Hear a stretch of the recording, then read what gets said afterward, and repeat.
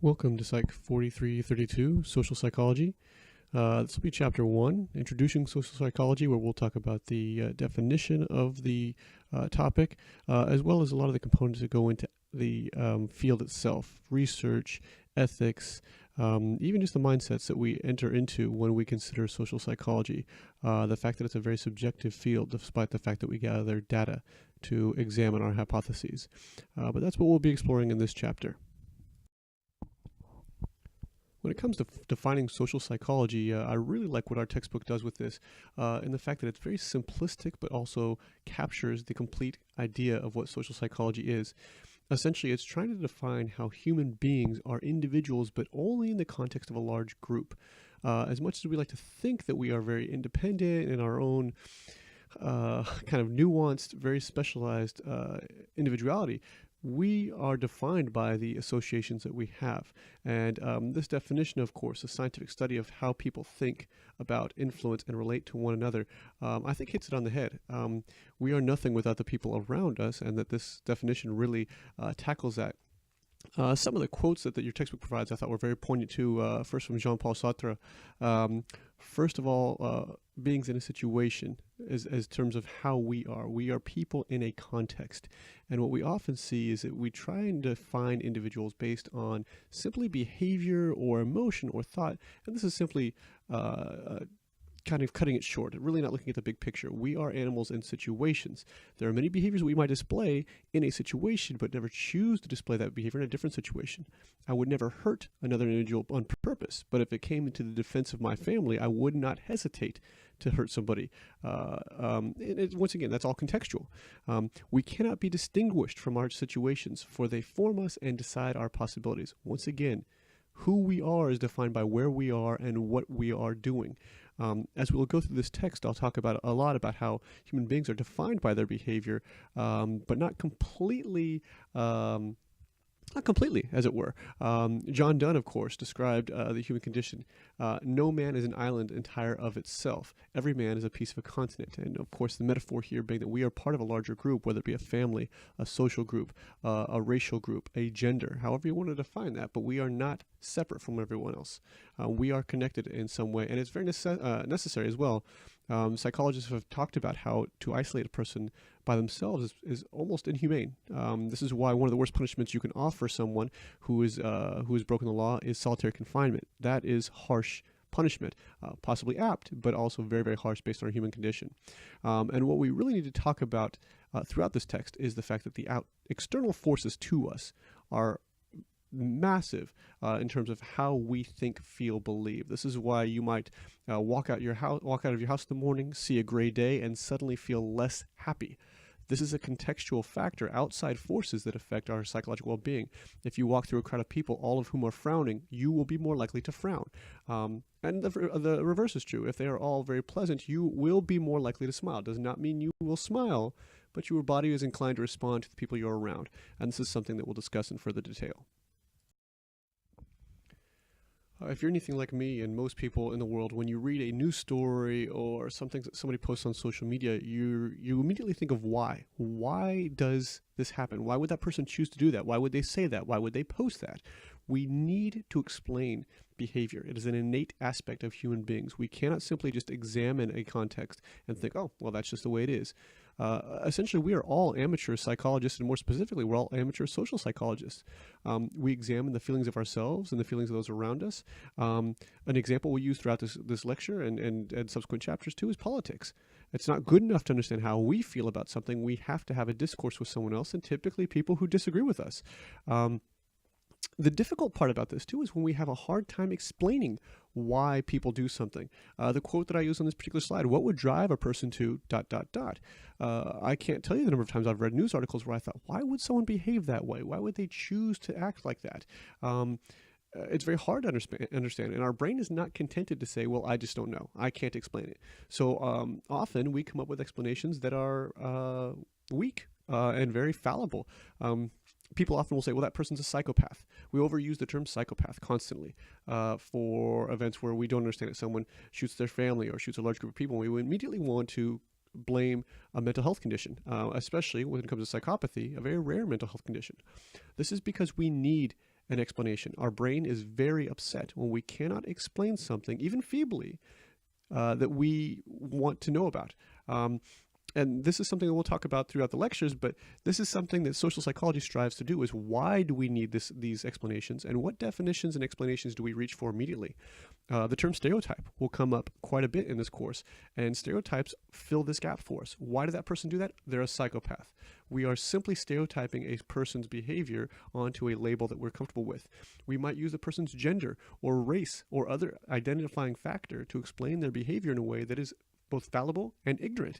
We'll talk about how this is a cognitive tool that our brain might default to, but it's not a good idea, it's not useful, it's simply filling a hole in the explanation, and poorly so. And the three big ideas that your textbook highlights here that I'd like to kind of elaborate on too are the idea of social thinking, social influence, and social relations. These are all components of social psychology. How we think about our society, how we think about our peers, the influence that we have, and you have to think of it as kind of like a feedback loop. We influence those around us, and of course, in turn, they influence us, and it's just a cycle. We continue to do so. And then our social relations too, this social relations aspect is going to focus not just on individual social relations, perhaps marriages or friendships. This is going to deal with things like larger relationships with our groups, our coworkers, our colleagues, but in a big context, not you and Jim or you and Susan. It will be you and everyone in the office, you and everyone around you, your entire family. We'll talk about social structures. All of these components are essential to a better understanding of social psychology. The first component of the big ideas that we're going to talk about is social thinking. And this one is very, very interesting because you'll notice I've used a word twice there in all caps, how we choose to narrate and perceive our world. And I want to make sure this is very clear to all of you, is that it is a choice. How we think of the world is in many ways a very explicit choice. Our brain does things automatically, and that's not something I'm going to completely gloss over. But so much of what we do with our world and how we explain and perceive our world is based on the choices that we make about accepting certain explanations and whether or not we even choose to process data. The example I include on here, of course, is when we talk about politics. The previous election is one of the most contentious political races in recent memory, and this has caused a lot of people to have a very hard time understanding how others feel. There was some degree of dialogue politically, but so many people were frustrated. I mean, there was even issues. There was people that were getting divorced over who was voting for who. Friendships that were ended. Families divided based on these political ideologies. But you and I can view the same information, and both of us choose to perceive it differently. Religion is another good example. People can read the Bible and accept it as the written word of Jesus Christ. However, there are people that can read the Bible and see it nothing more as fictional or metaphorical. And in both cases, they are reading the same text, but they are choosing to process it and view it from a different perspective. On a very simple basis, too, this is why you and I can see the same movie and then disagree on whether or not it was a good movie, whether or not we like certain characters. Personally, I am a big fan of the most recent Star Wars movie, Episode 8, but I have talked to many people who thought it was just terrible. They're wrong, of course, but no, I'm just kidding. They're not. But both of us have seen the same film and are able to process it, but both of us process it differently in light of different contexts, in light of different facts. And as the bottom PowerPoint or bottom note on the PowerPoint indicates, how we think shapes our behavior, which once again confirms how we think. We're going to talk about something called confirmation bias, where we choose to talk to people and engage with ideas that are similar to our own. Likewise, our behavior serves to reaffirm what we already think. Thus, it works as a continuous feedback loop, and this is why it's often very difficult to break this cycle of behavior confirming thought, thought confirming behavior, and in any way kind of change someone's mind. We'll talk later on about persuasion, and this is the biggest barrier to persuasion, is that people have become both confirming in their behavior and thought, and this creates a barrier to any change with regard to that thought. We've already mentioned the quote by John Donne discussing the fact that human beings are not an island to themselves, but metaphorically part of a larger continent, and this is where social influences comes in. What's interesting about this aspect is that our social influences can vary from person to person, even within families. If you have a sibling, your sibling might have had more social influence, or might have been influenced more greatly by your mother, whereas you might have been more greatly influenced by your father.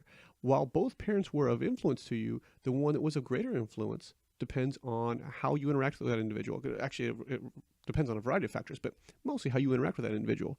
And these influences shape how we think, shape what we do, shape our behavior. And as we talked about on the previous slide, our behavior serves to reaffirm what we think, creating this sort of loop. I'm going to use it as an example throughout this lecture, but a lot of the things that your mother says or might have said are true and are right. And it pains me to say it. I'm at a stage in my life where it's very difficult to acknowledge that my mom was right so often. But yeah, as a husband and father now, it's becoming more evident that she was pretty keen on a lot of things. And one of the ones, a quote I include here, "Tell me who your friends are and I'll tell you who you are," which is something my mother told me incessantly and drove me nuts, because I thought, no, I know who I am. I've got my own disposition, as we'll talk about in a second. And they aren't defining who I am. The fact of the matter is that our social influences are a great deal of who we are and how we choose to think. And while we are still making the choice to think, that choice can be greatly influenced by our friends and those we choose to associate ourselves with. Along the line of mom-isms, if everyone jumped off of a bridge, would you jump off of a bridge? Well, you, of course, as a teenager, you're going to say, no, I would make my own decisions. But the reality of the matter is that if you see people doing these things, you are more likely to do them, even if they are questionable tasks, like jumping off a bridge, obviously. What we often don't realize is that there is more of a long-term impact, that we tend to say, well, they did this, but I wouldn't do that. No, but that seed of thought has been planted. You have seen someone who you choose to interact with making a choice that you might disagree with, but now you are considering more because you have seen them do it. And this is something, as I said, we'll return to all of this. This chapter is very much an organizational chapter, a general chapter, but the long-term impact of those sort of observations can be massive, and I think we tend to underestimate that. Our disposition, one of our first vocabulary words I want us to make sure we focus on. In this case, this is all who we are, our inner thoughts, our inner ideas, and what we view about certain issues and concepts and people. Basically, how we see things. This might be also very compatible with a term like worldview, or perception or perceptual lens, those sort of things. And then these dispositions, as the bottom point indicates, these shape how we behave, how we interact with people. And what I would argue is that often our behaviors are a great insight into how we think. Another momism my mom provided was, if you waddle like a duck and you quack like a duck, you are a duck. And I think a lot of people have a problem with that. You see almost every week someone posting some inane speech about racism or sexism or some other prejudice, and then when they're confronted with it, they say, "Oh no, that's not who I am. I don't hate those people," and blah blah blah. Well, but you quacked like a duck and you waddled like a duck, therefore you are a duck. So when we think about behavior, I'd like for you to consider it as an excellent insight into people's dispositions. If there's one of the three components that I think is changing the most greatly at the moment with our contemporary culture, it is our social relations. With the advent of things like smartphones and social media of various platforms, our types of social interactions are changing a great deal, and our need for them has also socially evolved in the last 10 years or so. And I want us to consider, when we talk about social relations, I don't want us just to consider the face-to-face sort of traditional sitting down, having a cup of coffee with someone sort of interactions, but the value of the online interactions, whether it be, asynchronous, where you're posting something and later on someone will read it and respond, or, the more face-to-face in terms of the online interaction, the more direct online interaction. We have to consider those as part of the larger group. And as we've discussed too, human beings need social interactions and social relations. What's interesting is that need is evolving now to accommodate things like online social interactions. So I don't want us to discount that, but we'll talk about how that could be in many ways very different to the traditional face-to-face interaction, and how this also has reshaped things like courtship. We'll talk about love and attraction in a later chapter, and the online aspect of this is fascinating. some might discount it, but actually the evidence indicates that this is a viable form for people to find attraction and to find a lifelong partner. So anyway, we'll come back to that. But what I want you to think about with our relations too is not just how we value a person or value a context, but it has to do with our biology and, as this slide indicates too, our evolution as well as our neurobiology. So the example I include on there too is how your disposition might change when you are very hungry, and I love this new term, hangry. If you're hangry, if you're so hungry that you're angry, your social relations will change dramatically. Even with people you love, you might be speaking to a spouse who you love dearly, but if you are hungry to the point of anger, your social relation will be diminished and hindered based on this aspect. So I don't want us to rule out things like biology when we think of this. This is not simply how people interact with each other as people. This is how people interact with each other as organisms, is probably a better way to look at it. And this is a very broad context too.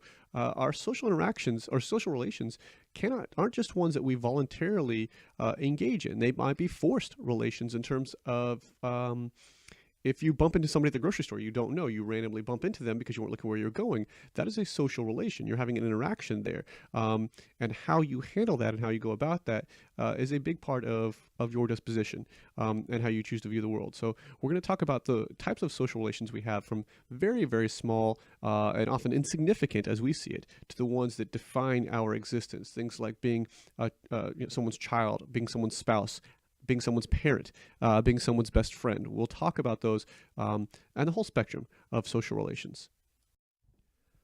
As we'll discuss, one of the biggest barriers to research in social psychology is the fact that human beings are incapable of being fully objective.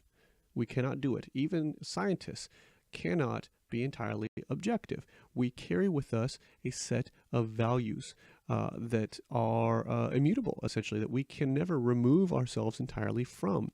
When designing a piece of empirical research, the intentions can be to maintain complete objectivity, but by definition, we simply cannot do that. Human beings are incapable of this, and I really want to make sure that I emphasize this. And I would argue this is the largest barrier to really good, effective research in social psychology. We are essentially attempting to measure things that have value to us, that are topics that are that have human value. Really, they're not some sort of nebulous, distant idea. They are something we interact with every day, and to be able to measure that with any kind of objectivity is a very difficult task. Our values, of course, are going to be very similar to our disposition, the things that we hold dear, the concepts that we hold closest to us. For example, being a Christian, that is one of my core values. When I consider varying perspectives on social issues or even varying perspectives on religion, it is very hard, and I would argue impossible, for me to isolate myself from my values based on my Christianity. As much as I might try, and I am a scientist, I do try to do so, I would argue that my best efforts still fall short. And so we have to think about how this is going to shape our research, how we form our questions, how we design our hypotheses. For example, there's a decent amount of research on who is smarter, men or women. And while it might seem like interesting research, you have to understand that the inherent bias in that question is that there has to be one that is smarter. That you are simply, by asking that question, you are assuming that there is a group of people who are smarter than another group of people simply based on their biological sex.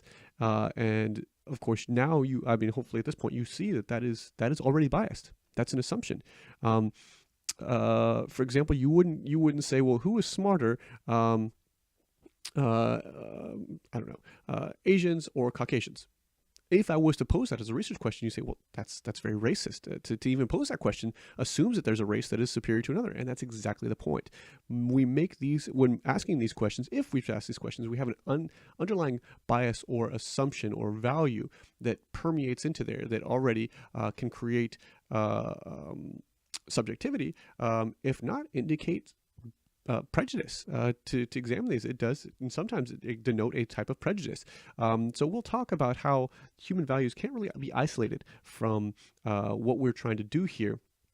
And of course, the topics themselves are things that researchers hold dear, that they find a great deal of value in. So this is essentially be like trying to objectively evaluate your child, or your parent, or your best friend. If someone said, tell me who your best friend is, but be objective, you are incapable of doing so, because they are your best friend. You have a you have an inherent value in them, and of course your bias will come into that.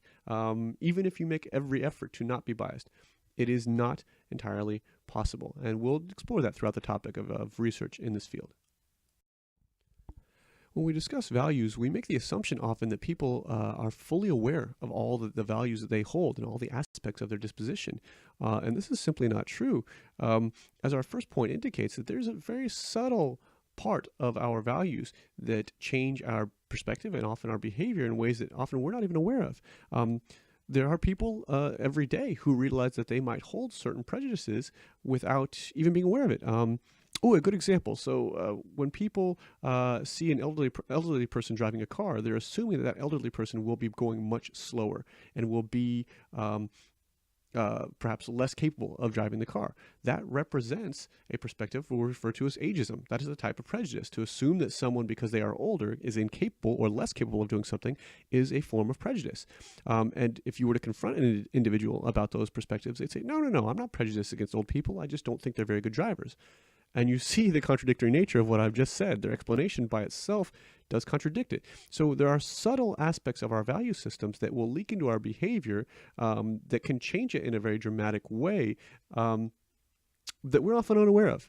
And this goes back to the point I brought up on previous slides. People that will say racist or sexist or derogatory things about another group and then say, oh, no, but I'm not racist, or I'm not sexist, or I'm not prejudiced. The fact of the matter is, our behavior reflects our values, and sometimes, this is something that's very important, is that they will reflect values that we hold that we're not even aware that we hold. They are so subtle and so implicit, which is a term we'll use throughout this course. They're so implicit that we're not even aware that we hold these values until it is pointed out by someone, often as a reflection of our behavior. What we will also talk about, if you look at the very bottom note on this PowerPoint, we'll talk about the tendency to kind of categorize labels and to kind of categorize our values. So, for example, someone who is very aware of their racism might use racial slurs when talking about a certain group. That is referred to as an overt value or an overt behavior. They know that they are racist. They know that they are using racial slurs, and they are choosing to do so. That is going to be a human value that is overt. A negative human value, of course, they can be negatives, right? But we will also talk about subtle or implicit human values. So rather than referring to people using racial slurs, they might say those people, right? So they're not necessarily using a slur. They're not being overtly negative or aggressive towards a certain group, but their disdain or potential dislike for a certain group is reflected by the terms they choose to use when discussing that group, whether it be based on race or nationality or sexuality or what have you. These are all things that we need to be aware of. And what I'm going to invite you to do in your assignments as well is to examine your own values, as to heighten your awareness of what you do value and what you do represent, because often I think some of the values we hold can slip under our own radar.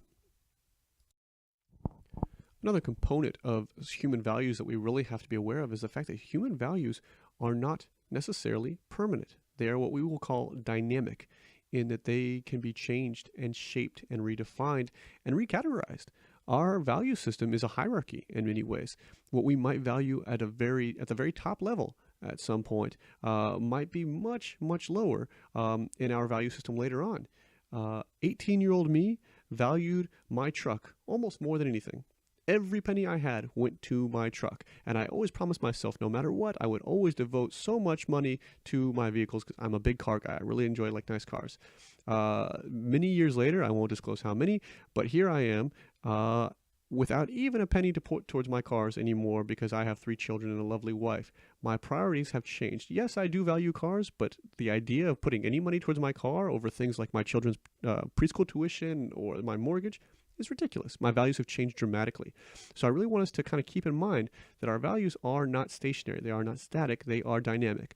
Certain aspects of our values might not change. I was a Christian then as I am a Christian now, and that is paramount among my values. But others, many others, most others I would argue, are susceptible to change and restructuring. Not outright removal, but they can move around quite a bit in terms of how they fit in the big picture. And everyone, and I mean everyone, is always out to change your values. This is why the commercial industry, the advertising industry, is such a massive industry. People know that they can shape your values, shape your opinions, shape your thought process. So we will talk a lot about that. How do you influence people? And at what point does influence start to become things like coercion? In terms of, for example, like cults. We'll talk about cults in this class. And what we will do too is talk about how there are very overt ways or very overt means of trying to change your values, and then very subtle, more low-key, implicit ways of trying to change your values. If we think of trying to convert people to Christianity, of course, we are a religion who desires to convert people, bring everyone to Christ. You can do this overtly. You can bring someone a Bible. You can pray with them. You can go and go on mission trips. You can intentionally take the word to people and make it a very overt process. Or you could also choose to live a good Christian life around people who are not necessarily Christian, so that your Christian influence might slowly permeate their thought process. Doesn't mean you have to pray with them, doesn't mean you have to share scripture with them, but the fact that they know that you are a Christian and behaving in a Christian way might be more of a subtle or implicit form of value shifts that they might pick up on, choose to pick up on, or choose to not to. And what I would say too is that we have to be aware of this. As I mentioned on the previous slide, we have to be aware of our values, and we have to be aware of how people around us and things around us shape our values. As I said, we assume, many people will assume that they are static. Okay, I am this and this is not going to change. I disagree. You have to make sure you understand where your values lie and how we define those. You have to be able to defend your values too. If someone says you're a Christian, you should have a good answer for why. If someone was to ask you, and this is regardless of your religion, whatever religion you are, I feel like you should be able to defend why you are that way. If someone asks, are you Republican or Democrat? You should be able to say, I am blank because of yada, yada, yada. Right? You have to be able to defend these things. So I feel like we always have to be very mindful of our feelings, to quote Star Wars, because otherwise it's very easy for people to replace our values sometimes without us even knowing it. If I can share for you, one of the largest pet peeves for the career path I have chosen is the number of people who will tell me, even to my face, that social psychology, and more specifically the field of psychology, is not a science, that it is in fact common sense, or I've got on there homespun wisdom, right? This drives me up the wall. This is simply not true. The reason why I want to emphasize this is a science is because we gather data, that we process information, that we use empirical means to examine the concepts and the constructs that we are endeavoring to understand.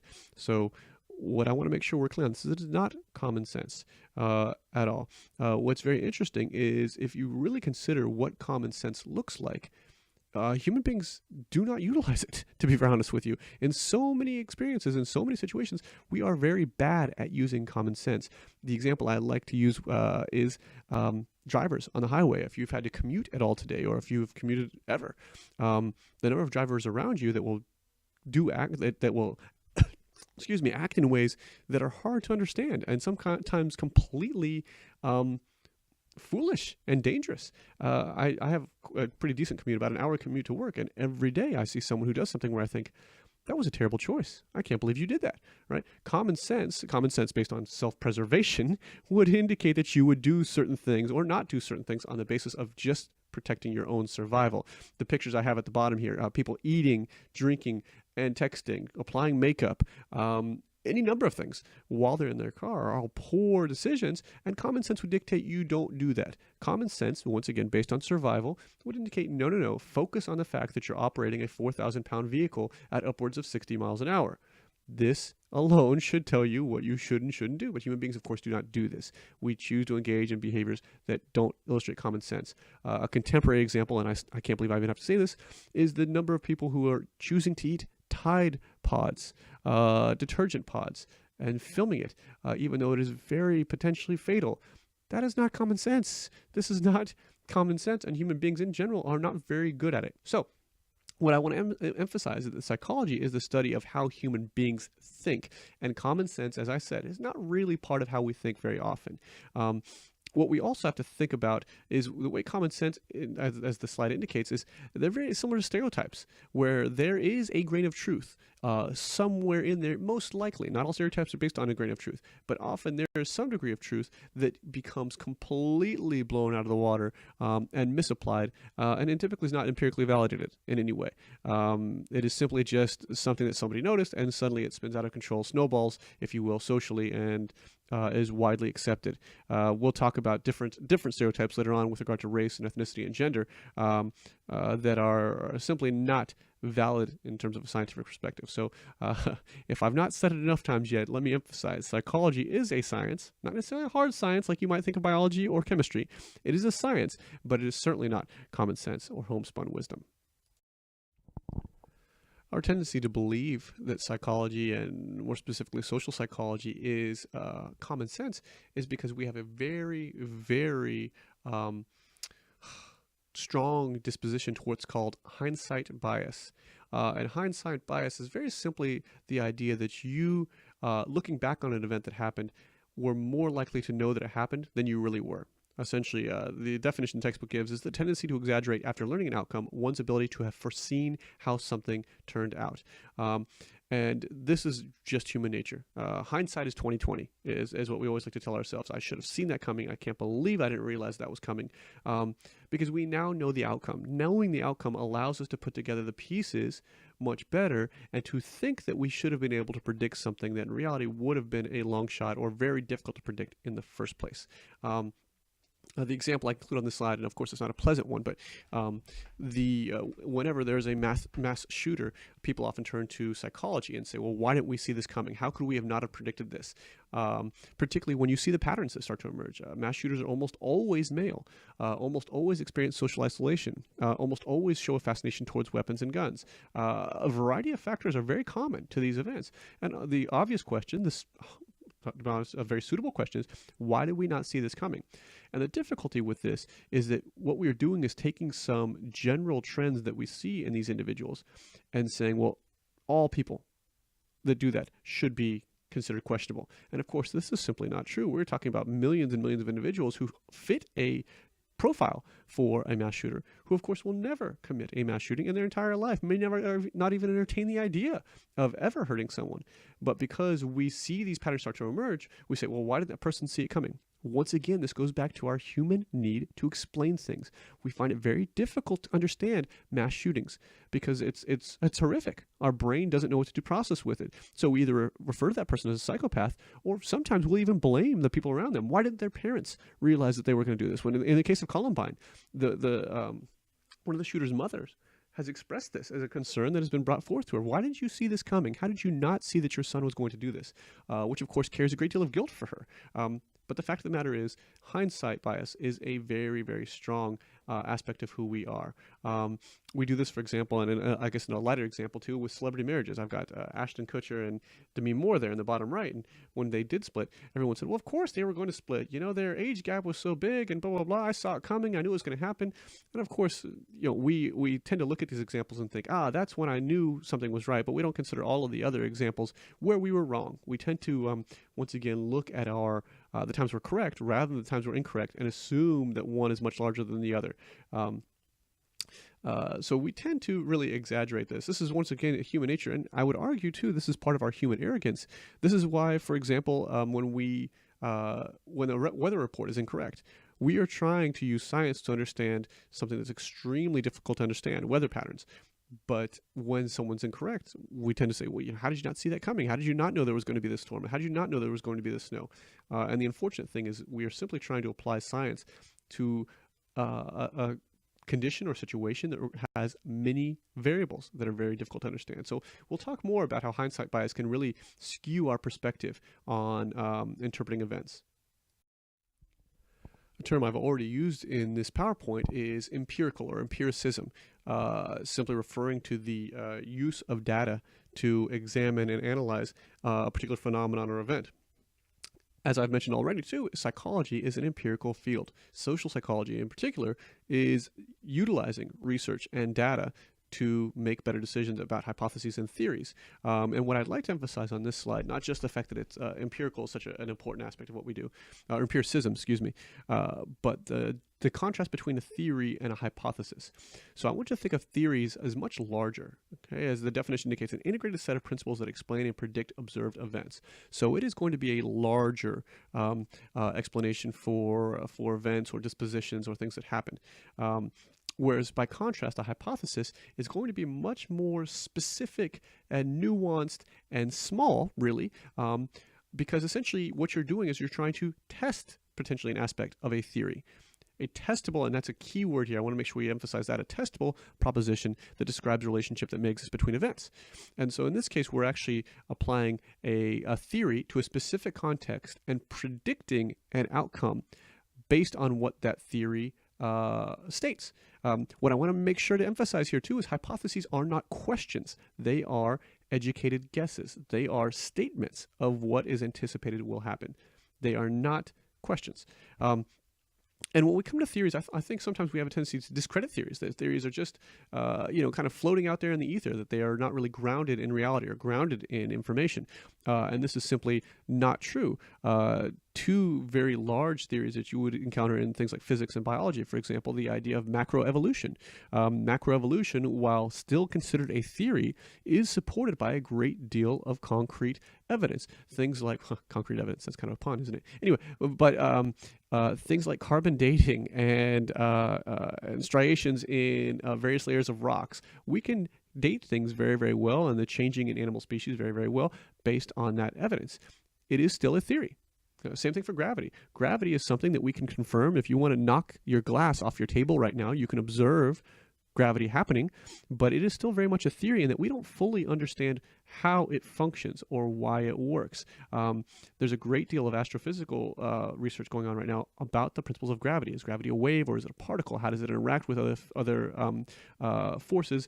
It's quite fascinating, but this is all still theories that we accept as truth, or in the case of evolution, many people don't accept as truth. Climate change, for example, is also considered a theoretical perspective for which there's a great deal of evidence. Once again, though, this is still something that many people choose to debate. We'll come back to these issues. Let me make sure, once again, as I emphasize that psychology is a science, let me also emphasize that very bottom aspect of this particular PowerPoint slide is that we are not searching for proof. We are never attempting to prove our hypotheses or theory. The word proof is, in my mind, a cardinal sin of psychological research. So I would ask that you focus on the fact that we are not ever searching for proof or to prove anything. We are simply searching for evidence or support or data to examine these hypotheses. So let me make that very clear as you go to continue looking at research in this particular field. When discussing research methods, I'd like for us to start out with what I would consider the most simplistic type of research in our field, and that is correlational research. In this case, you're simply examining a naturally occurring relationship between two or more variables, thus the idea of correlation, something that I'm sure you've heard at some point in your academic career otherwise, is that correlation is not causation. And this is a point that I'd really like to emphasize as you go to understand this type of research, in that we are not attempting to examine whether or not there is a cause and effect relationship, nor is it possible to state a cause and effect relationship from correlational research. There's simply an observation of what is already occurring. There is no attempt to manipulate the relationship. There's no attempt to change anything. You're simply looking at what's already going on. For example, the one I included in the slide is how much you are studying and how well you do on the tests. That could be a correlation. That could be a correlational piece of research. So I would simply ask you, how long did you study for this exam? And you might say 3 hours. I don't know. Right? Hopefully you're telling the truth. And then you get a 98 on the exam. So what I have is two pieces of data, and I'm looking to see how those relate to each other. Obviously, one might be inclined to assume that the more time you spend studying, the more time, the better your exam score will be. And that is a very good assumption, and actually data would indicate that that is true. However, this is why it's not causational, is that you might spend 8 hours studying for an exam that you still fail. The relationship between studying and exams is not cause and effect, and that there is not a completely valid relationship between the two. Some of you lucky individuals who are taking this course might be those who are able to not study for an exam and still do very, very well. In this case, you are violating that relationship in that you're not studying and yet somehow doing very well. This is why correlational research has to be taken with a grain of salt. The assumptions that you build off of it and the understanding you have of it has to be cautious in the fact that you cannot guarantee that these variables are directly relating to each other. One of the big aspects of doing well on tests might be something like intelligence. You might be very, very intelligent and not need to study for an exam and then do very well. Likewise, you might be very, very intelligent, but have terrible test anxiety. So despite being very smart and studying a great deal, you do poorly on the exam because of the test anxiety. So correlational research is simply just an exploration of what's already going on there. I'm not trying to manipulate it. I'm not forcing you to study more to see what it does to your test score. I'm simply saying, how much did you study?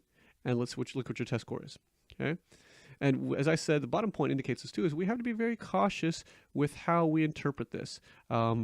There is a lot of research out there, unfortunately, that lets you assume that correlation is causation.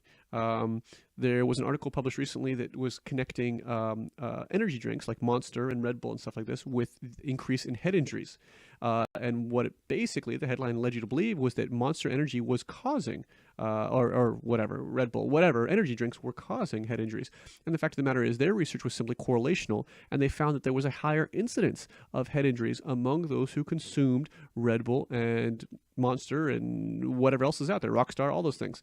And of course, if you take a moment to consider that, it comes down to the fact that the demographic that they're selling to. They're selling mostly to younger men. Younger men are more prone to head injuries than almost any other demographic. I mean, Monster Energy sponsors dirt bike racing. So obviously there's going to be a higher incidence of head injuries among people who race dirt bikes, obviously. So we'll talk about how this is not a causational issue, simply an exploration of two variables and how they come together.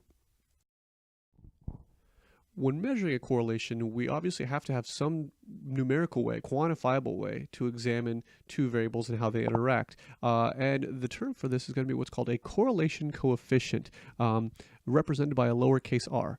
I'm not quite sure why an R, but it's just the way statistics work. Anyway, so the correlation coefficient simply represents a designation for the strength and direction of a particular relationship. As the slide indicates, it can range anywhere from -1 to +1. So you will not see an R value that is greater than 1 or less than -1. It has to fall in that range in between there. And the strength of a correlation is really defined by its distance from 0. Okay, so you can actually have a negative or indirect correlation that is quite strong. For example, an R value that is very close to -1, say 0.92, or excuse me, -0.92. In that case, you still have a very strong correlation. Likewise, 0.92, positive 0.92, is also a very strong correlation. And something to point out, -0.92 and positive 0.92 are both equally strong correlations. Okay, so don't think of the negative or positive as being a measure of strength. Think of it as a direction, and we'll talk about direction on the next slide. So correlations also, what I want us to be mindful of, and I've already kind of touched on this in the previous slide, is that it's a relationship between two variables, but that does not eliminate the possible interaction of other variables. Just because we establish that two variables, x and y, for example, are related, does not mean that there's not a third variable, in this case I designate it z, that causes, or that is, not causes, that relates to those other two in some very meaningful way. An example that we use throughout this field is ice cream sales and violent crime. There is an exceptionally strong correlation between the two, and I think it's somewhere along the lines of like 0.9, 0.94, somewhere in that range. Exceptionally strong relationship between the two. And if you were uninformed about this, you might say, well, we have to stop selling ice cream then. If ice cream is correlated with violent crime, then we have to ban Bluebell, and we have to stop selling Ben and Jerry's, and blah blah blah. And it's probably people getting brain freeze that's causing them to bust a cap, and who knows what's going on, right? Of course, ice cream sales and violent crime are correlated, but it's only because both are very highly correlated with temperature. Temperature, in this case, the z variable, as it were, really explains the entirety of the relationship between x and y. As it gets hotter, ice cream sales go up for obvious reasons. If it's hot out, you want more ice cream more. And likewise, violent crime goes up when it is hotter. Human beings, by their very nature, tend to be more aggressive when it is hot or when their body temperature rises. Thus, rising temperatures lead to higher sales in ice creams, also lead to more violent crime. Once again, not causational. You could be very, very hot out and still be a pacifist. Likewise, you could be very, very cold and be craving some rocky road. But they are all related because of correlation. So I really want to emphasize things can be mathematically related, as it were, statistically related, as we talk about with correlation, but not necessarily because they have any real value to each other, but because they value their value lies in its connection to something else, a third or potentially even fourth variable that kind of explains the entirety of the relationship. On this slide, I reiterate the point I've discussed already about the correlation coefficient, of course, and where it can fall in terms of -1 to +1. I mentioned the strength on the previous slide, but on this one, I would like to discuss the concept of the direction. So when you have a correlation coefficient or an R value that is a positive value, it's a positive number. In this case, we're referring to what's called a positive or direct relationship. Those terms are interchangeable, positive or direct. I personally prefer it referred to as direct, but positive is not incorrect. Essentially, what this means is that both variables are moving in the same direction. That's why I prefer the term positive. Both variables are increasing or both variables are decreasing. Not necessarily in a 1-to-1 ratio, but they are both moving in the same direction. So the example I used on the previous slide, so the more time you spend studying, as studying time goes up, the test score you receive should also go up. For example, and it would work in the opposite too. The less time you spend studying, the lower your score should be. Or you could even say the less time you attend class, the lower your score could be. In either case, you're referring to a direct relationship, whether they're both moving up or they're both moving down. The other option for this, so if you have a negative R value, that being anything below 0, you're actually referring to what's called an indirect or negative correlation. Once again, indirect and negative are synonymous. They are interchangeable. I have a preference for indirect, but both, it's not incorrect to say negative. And in this case, the variables are moving in opposite directions. Okay, so this case, one variable is going up and the other variable in relation is going down. So the example provided in the slide is accurate. In this case, if you have more absences, as the number of absences you have to a course go up, the lower your exam scores should be. And this varies too. I mean, for example, you might have an English class where you don't have to attend very often in order to get good exam scores. By contrast, you might have a math class that if you don't attend, your scores are dramatically reduced. So the relationship, the correlation for either of these courses could vary depending on a variety of factors. What I've included in the bottom right of the slide there too is what is called a scatter plot or scattergram. In this case, each of those little X's represents 2 data points. That one on the left, it says direct positive. That might be on the X-axis, you might have time spent studying, and on the Y-axis, you might have exam scores. And you'll notice there's what's called a line of best fit. If you think back to algebra and geometry, there's that line of best fit there that kind of defines the correlation. Likewise, the center scatter plot for the indirect or negative correlation represents one value going up. Say, for example, the x-axis is class absences. The y-axis, once again, is exam scores. So as your class absences increase, your exam scores decrease, showing a down and out pattern that we're seeing here. Occasionally, you will see what's shown in the far right scatter plot, which is referred to as a no correlation or non-correlation, in which case the data doesn't follow any particular trend. It seems to just be scattered all over the place.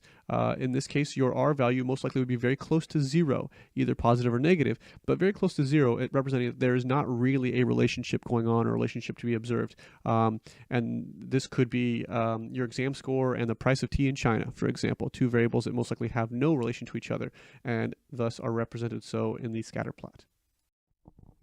Survey research is metaphorically the McDonald's of research, and I say that with a great deal of love because I've got 3 kids, so we eat a lot of McDonald's. I'm up to my eyeballs in McDonald's. But survey research is very much like McDonald's in that it is cheap, quick, and unfortunately of limited value. Obviously, you can eat McDonald's and it will keep you from being hungry, but if you've ever seen Super Size Me, you'll understand why it's not a good choice to eat nothing but McDonald's.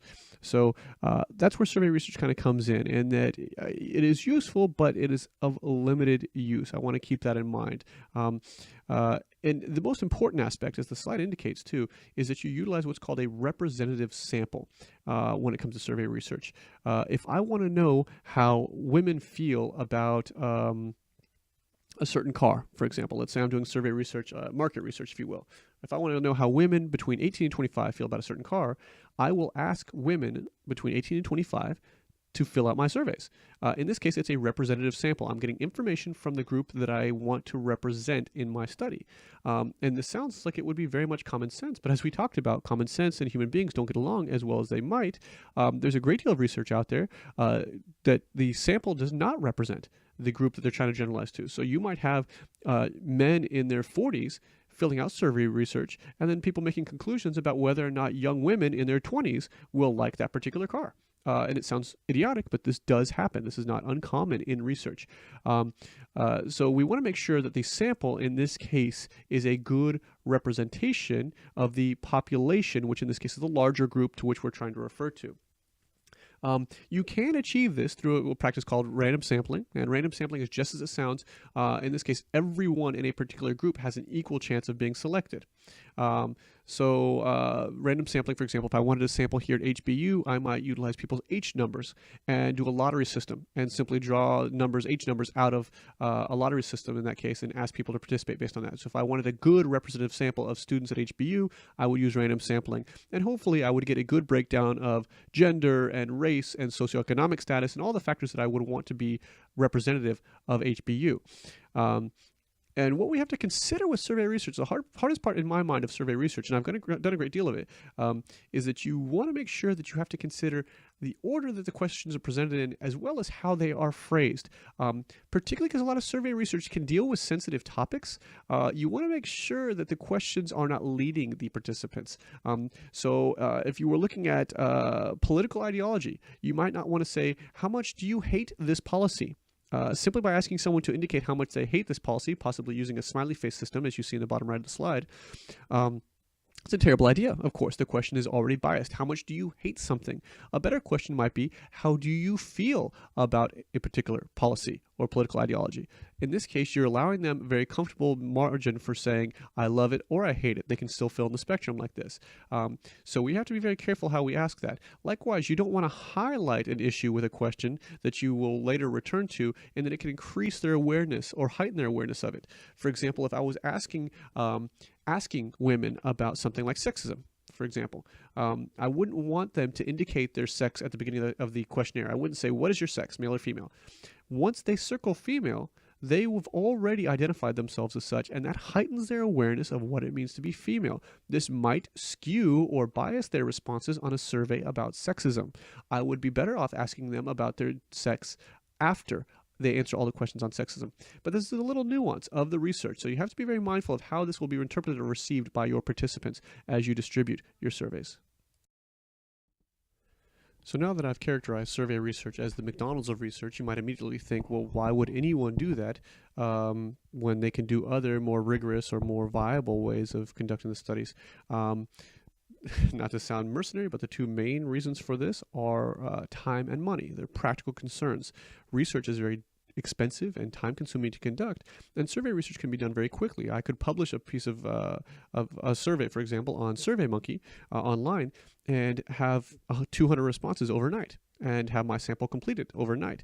That is very, very convenient and very, very low cost. Whereas if I was to go out and do 200 interviews or 200 face-to-face administrations of the study, that would take a lot more of my time and require a lot more resources. So the simple answer is the practical considerations. The second aspect, and this is more of a research nature one, is the fact that it is very, very useful for sensitive topics. And we'll, for example, use the topic of abortion. Regardless of how you feel about abortion, it is by its very nature a sensitive and very personal topic.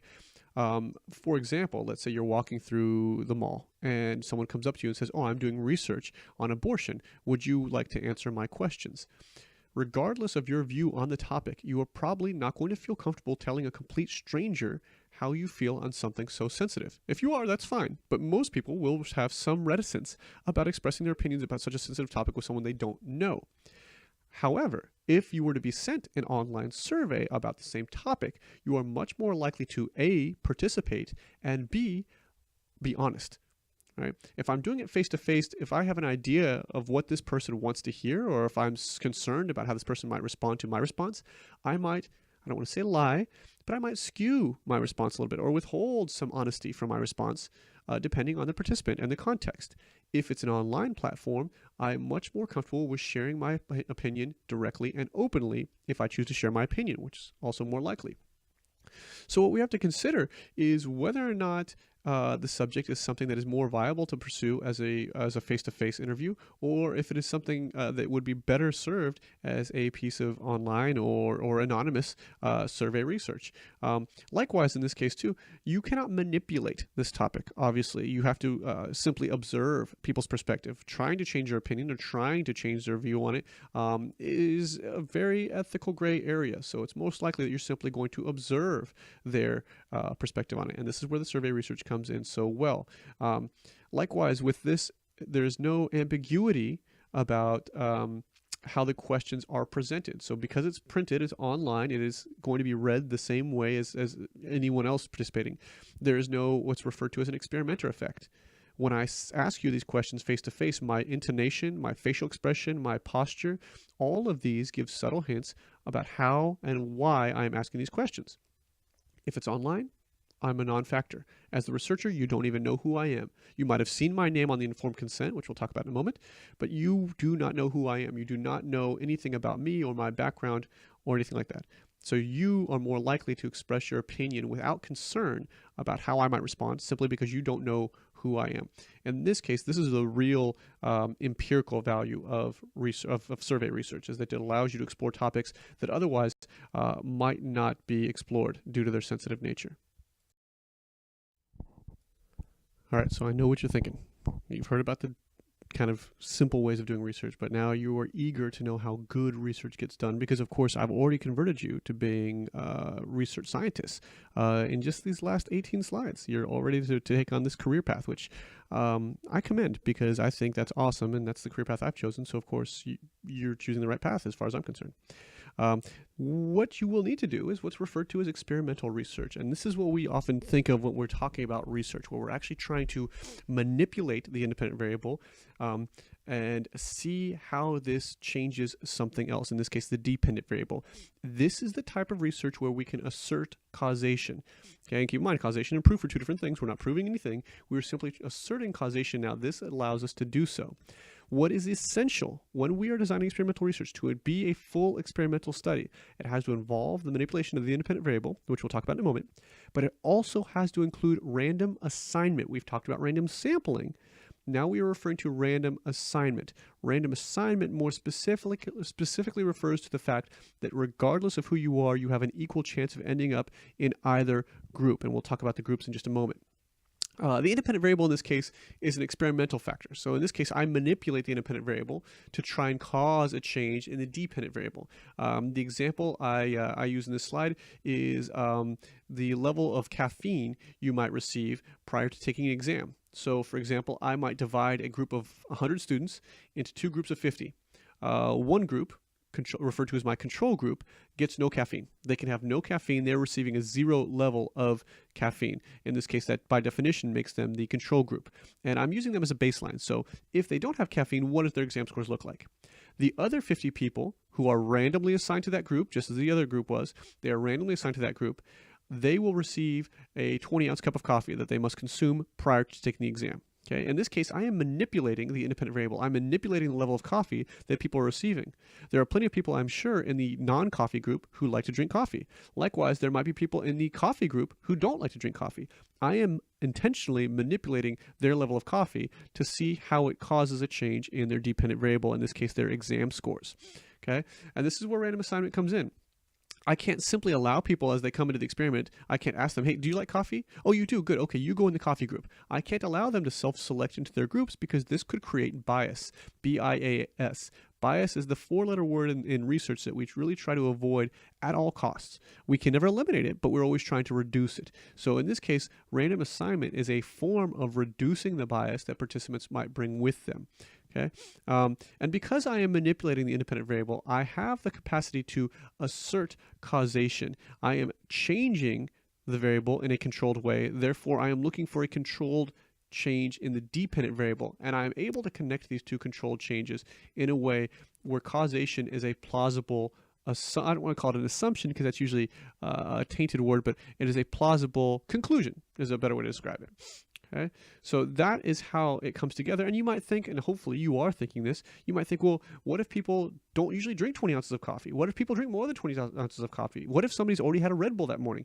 These are all things that we call confounds. We'll talk later in research about confounds, but confounds are basically external factors, other factors other than the independent variable or the dependent variable that are factors on the outcome.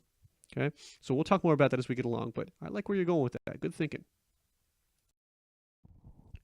As I stated on the previous slide, random assignment really allows anyone, no matter what, an equal chance of being put in the different conditions or groups of the experiment. So using our previous example, if you were to like coffee, for example, it doesn't matter that you like coffee. There's an equal chance of you being in the coffee group or the non-coffee group.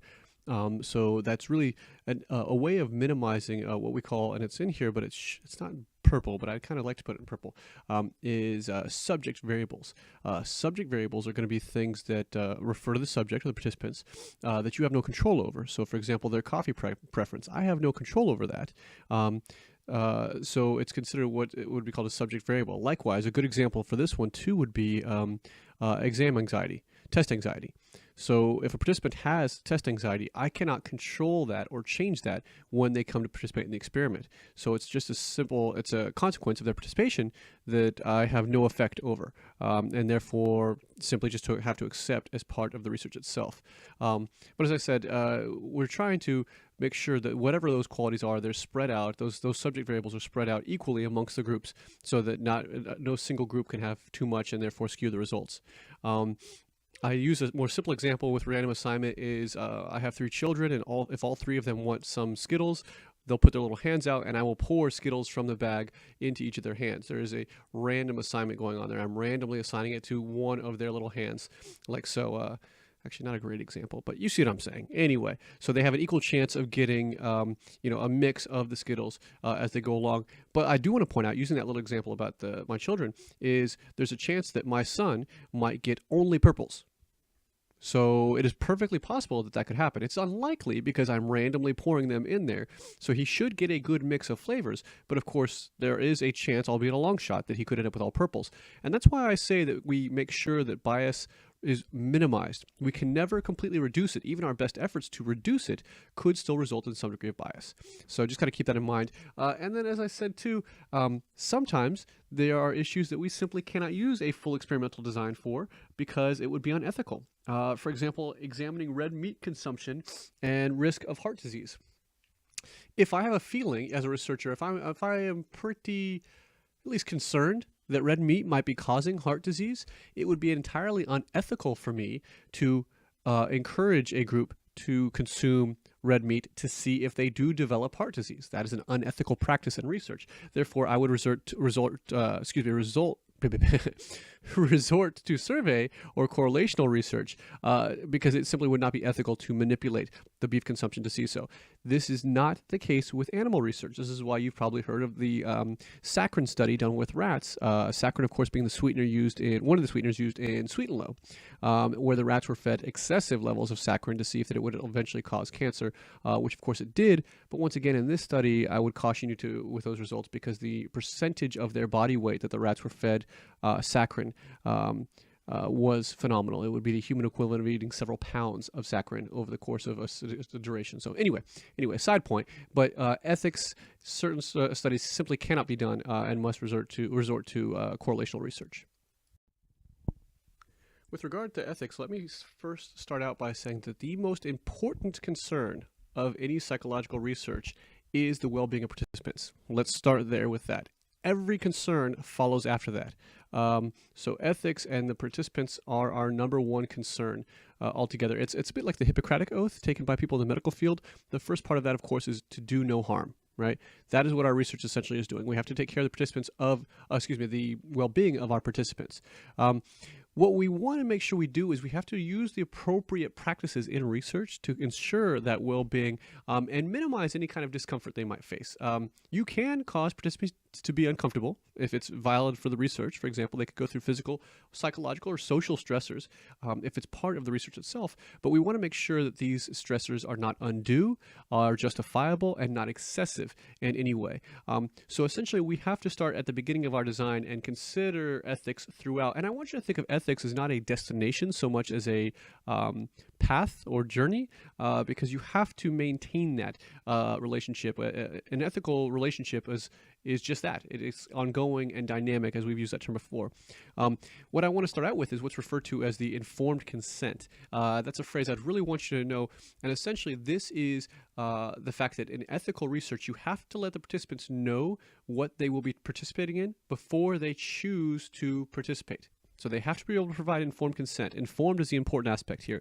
What am I signing up for before I sign up for it? Okay. Something else to consider for this, and this is very, very important, is once consent has been given, it can always be removed. As I said, it's not a destination, it is a journey. So if halfway through the study, the participant who initially consented says, I don't want to participate, I would like to leave, they are, of course, ethically allowed to do so, and you must ethically allow them to leave. Likewise, if they've already completed the whole study and they call you back a week later and they say, I want you to remove my data from the study, I don't want to be part of this any longer, you have to ethically remove their data from the data set. So consent is an ongoing process. I want you to think of it like that. So it almost, not to sound too cheesy, but it's almost a bond between the researcher and the participants. Okay.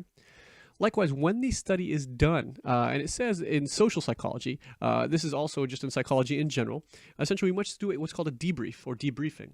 At this point, at the end of the study, we begin with thanking them for their participation.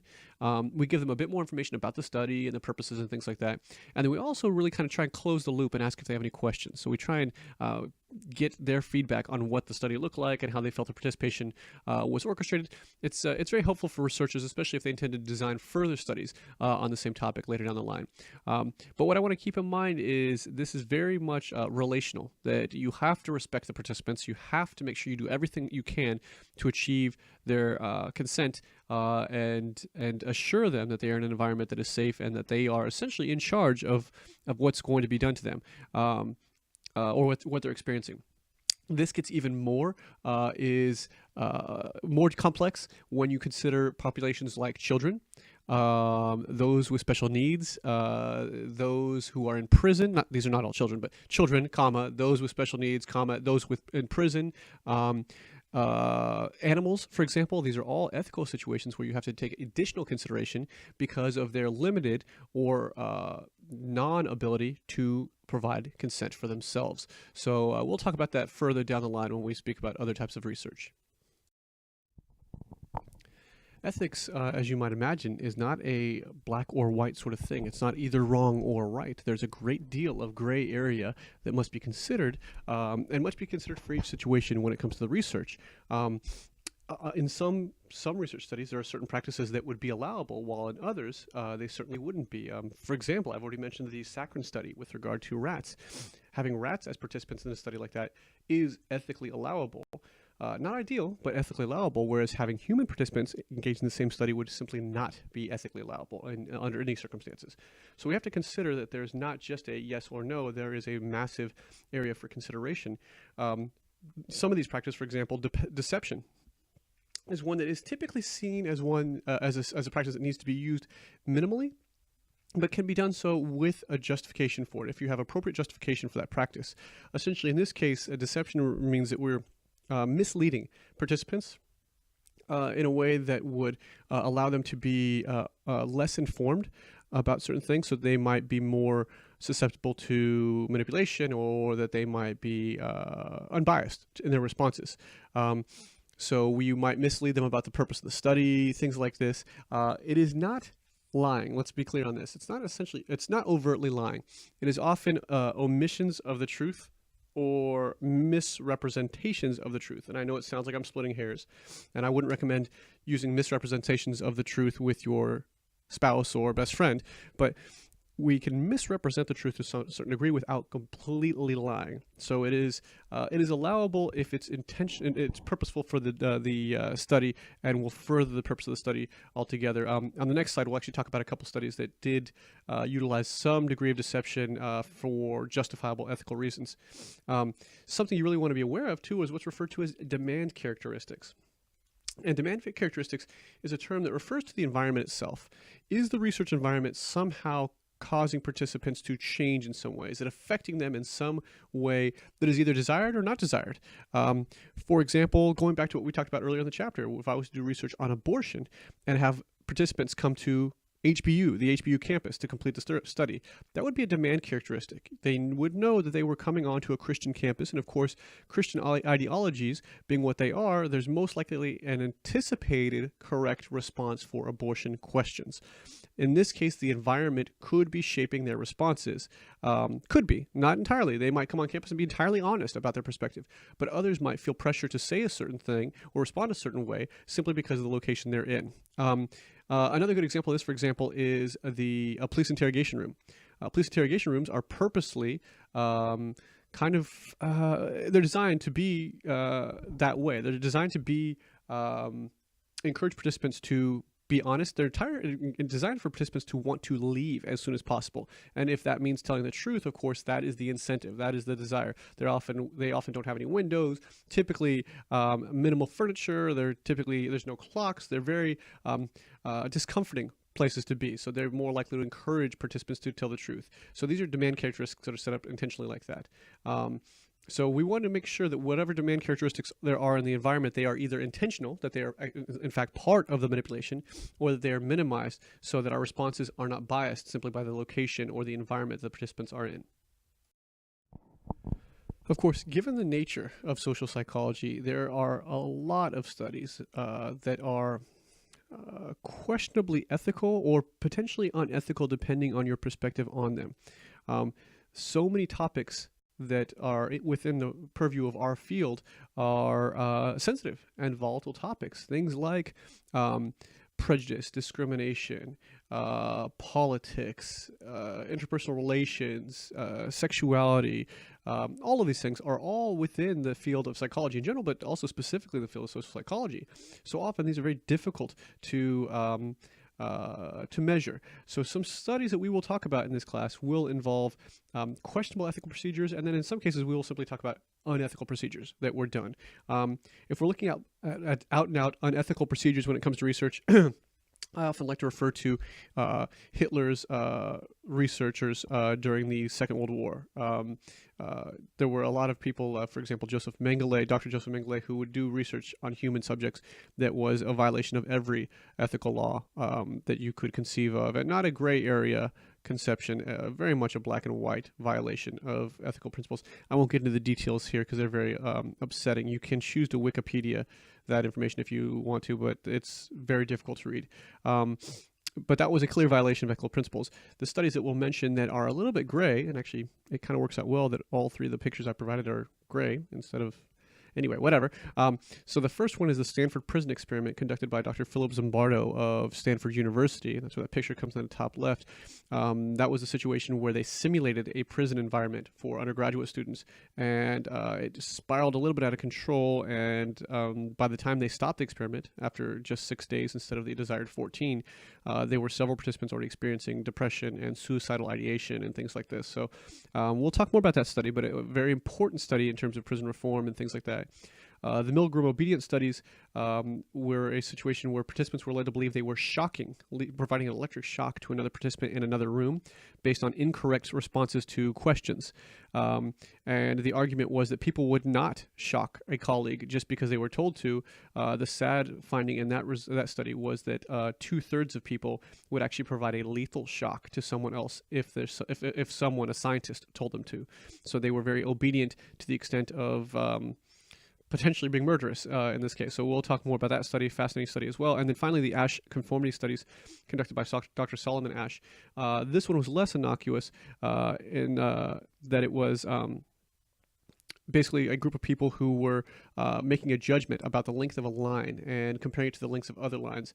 And what they were doing is providing a false consensus. There was only one real participant in the room at the time, and the remaining individuals all worked as part of the experiment.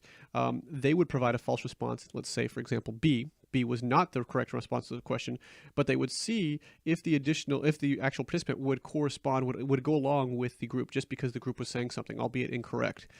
So you can see in the picture there too, the gentleman on the left and the far right are both researchers pretending to be participants, and the gentleman in the middle is the actual participant. And what they were looking for with this, actually, both Milgram and Ash came from families who were directly affected by the Holocaust. I believe Milgram, in fact, was a refugee from World War II, Jewish refugee from World War II. But all of these were looking at the nature of human obedience and the nature of human, I